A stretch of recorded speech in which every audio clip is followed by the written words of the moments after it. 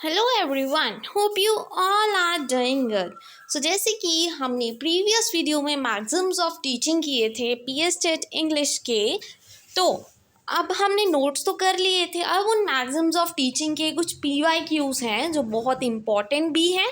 ठीक है जी। सो वन बाय वन देखते हैं कैसे क्वेश्चंस आए हुए हैं पेपर में और कैसे आ सकते हैं। सो लेट्स स्टार्ट। First question. तो मैक्सिम्स अगर आपने पिछली वीडियो नहीं देखी है तो आप जाके पहले मैक्सिम्स क्या होते हैं, एक एक मैक्सिम के बारे में आपको पता होना चाहिए, तभी आप ये क्वेश्चन सॉल्व कर पाओगे। So let's start with the first question. तो पहला क्वेश्चन क्या बोलता है हमारा, task can be easily learned if its components are arranged.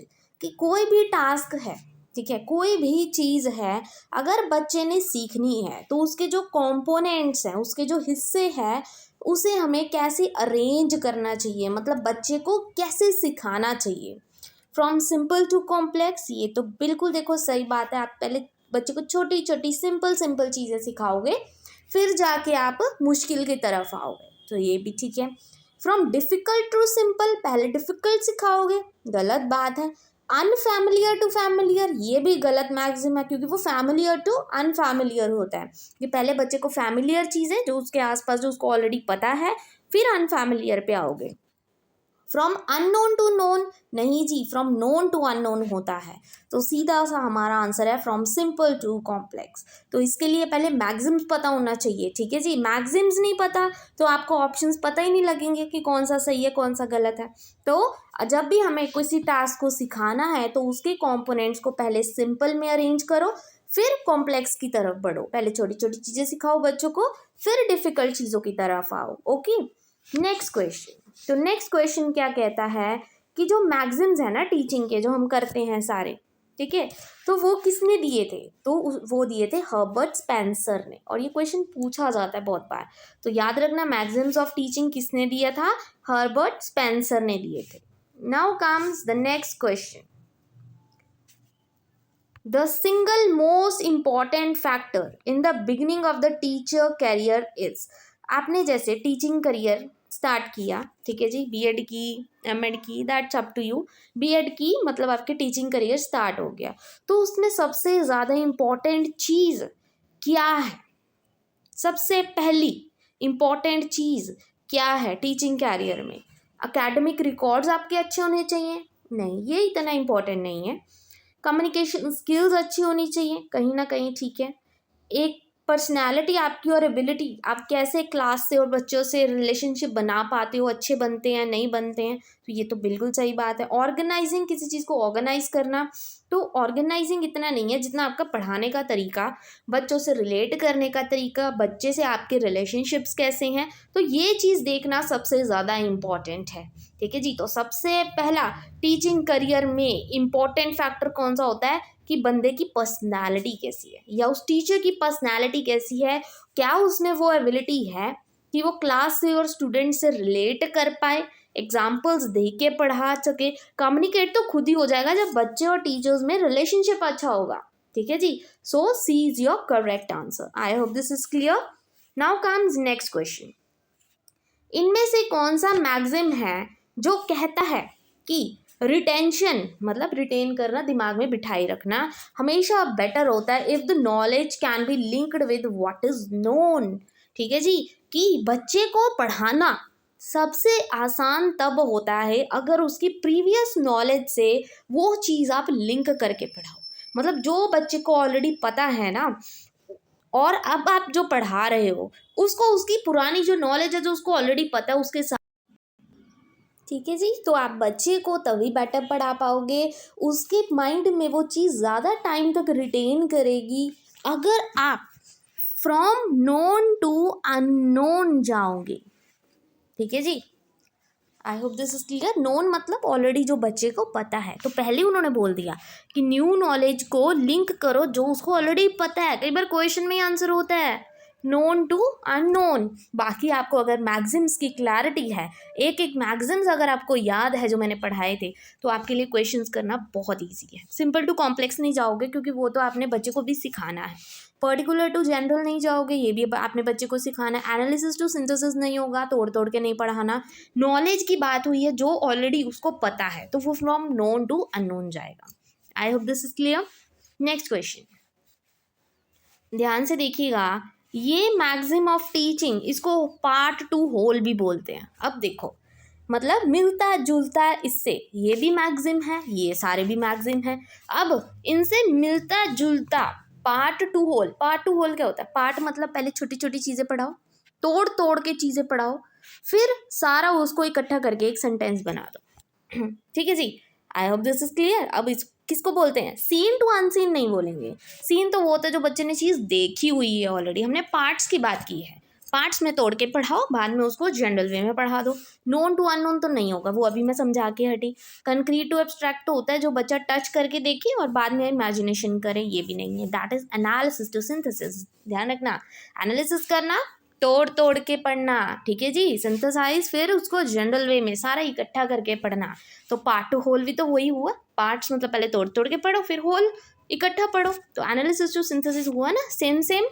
I hope this is clear.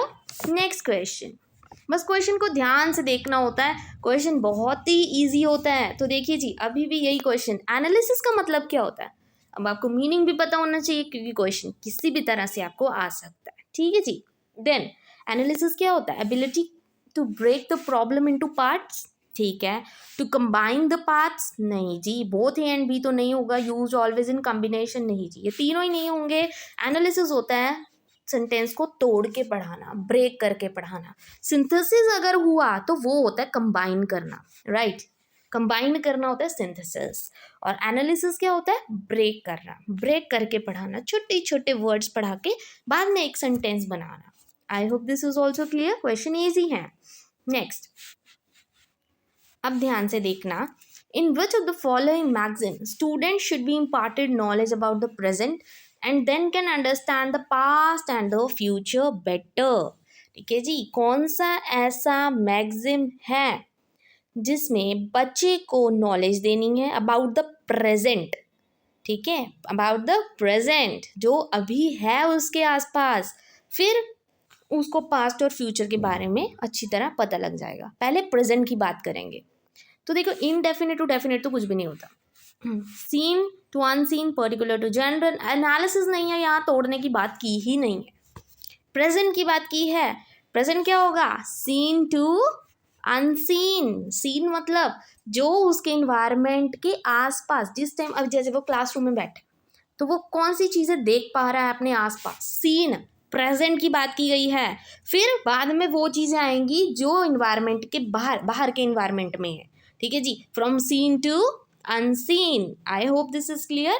Question थोड़ा सा ट्रिकी था, बट आंसर आपको पता होना चाहिए अगर आपको कंसेप्ट क्लियर है। I hope this is also clear. Now comes to the next question. अब देखो, अगेन नेक्स्ट क्वेश्चन, ध्यान से पढ़ना। इनमें से कौन सा मैगजीन है जहाँ पे वी फर्स्ट प्रिजीव द ट्री, पहले हम ट्री के बारे में पढ़ा रहे हैं, ठीक है जी। फिर हमने बोला ये इसके लीव्स हैं, ये इसकी ब्रांचेस हैं, एटसेट्रा एटसेट्रा, इसके बारे में हमने बताया। तो ये जो इंट्रोडक्शन है, ये टॉपिक का जो इंट्रोडक्शन आप दे रहे हो, ओवरव्यू दे रहे हो, तो वो क्या होगा? कंक्रीट टू एब्स्ट्रैक्ट तो देखो नहीं होगा। कंक्रीट होता है टच करके देख रहे हो, आप ट्री को टच नहीं कर रहे, टीचर सिर्फ पढ़ा रहा है आपको ट्री के बारे में। बाद में उसने बताया कि ये उसके ब्रांचेस हैं, ये इसकी स्टेम है, ये इसके ट्रंक है। साइकोलॉजिकल नहीं होगा, यहाँ पे कोई लॉजिक लगाने की ज़रूरत नहीं है। पर्टिकुलर टू जनरल नहीं है, ये होल टू पार्ट है, ठीक है जी। पहले उसने ट्री के बारे में बताया एज अ होल, फिर उसके पार्ट्स के बारे में बताया, ट्रंक्स, लीव्स, ब्रांचेस, स्टेम, ये सब चीज़ें, ठीक है जी। क्वेश्चन इजी था। आई hope this is also clear. Now deductive reasoning क्या होता है? देखो जी, एक इंडक्टिव होता है, एक डिडक्टिव होता है। इंडक्टिव में क्या होता है? जहाँ आप पहले एग्जाम्पल्स देते हो और फिर जाके, सॉरी, इंडक्टिव में आप पहले एग्जाम्पल्स ही दोगे फिर रूल सिखाओगे। डिडक्टिव में पहले रूल सिखाते हो फिर जाके एग्जाम्पल्स देते हो, ठीक है जी। तो देखते हैं कौन सी होती है deductive. Methods including inquiry, learning and heuristic, discover नहीं करना है यहाँ पे कुछ। Reasoning from general to particular, reasoning from particular to general, देखो पर्टिकुलर तो नहीं होगा, पर्टिकुलर होता है पहले छोटी छोटी एग्जांपल्स देनी, तो ये तो ऐसे है ही नहीं। एक्टिव कंस्ट्रक्शन नहीं जी, यहाँ पे है फ्रॉम जनरल टू पर्टिकुलर, हमने पहले रूल सिखाया फिर जाके पर्टिकुलर एग्जांपल्स आपको दिए गए, ठीक है जी। तो ये इज द करेक्ट आंसर कि ये डिडक्टिव होता है, ठीक। फिर से रिपीट कर देती हूँ, इंडक्टिव क्या होता है, इंडक्टिव में क्या किया जाता है, पहले एग्जाम्पल्स दी जाती है फिर रूल सिखाए जाते हैं, डिडक्टिव में पहले रूल्स एंड देन एग्जाम्पल्स, ठीक है जी। Now last question, asking introductory questions in the class, कौन सा मैगजीन हुआ।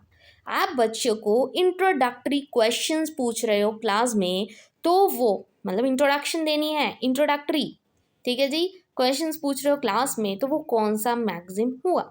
देखो पार्ट टू होल तो नहीं हुआ, छोटे छोटे पार्ट्स तो अपने ही पढ़ा रहे, नोन टू अननोन की बात नहीं की गई है, चीज़ें देखने की बात नहीं की गई है, it is from easy to difficult, ठीक है जी। इंट्रोडक्टरी क्वेश्चंस करवा रहे हो, छोटी छोटी पहले चीज़ें करा रहे हो, फिर डिफिकल्ट क्वेश्चंस की तरफ आप आओगे, ठीक है जी, वो होते हैं इंट्रोडक्टरी क्वेश्चंस, ठीक है जी।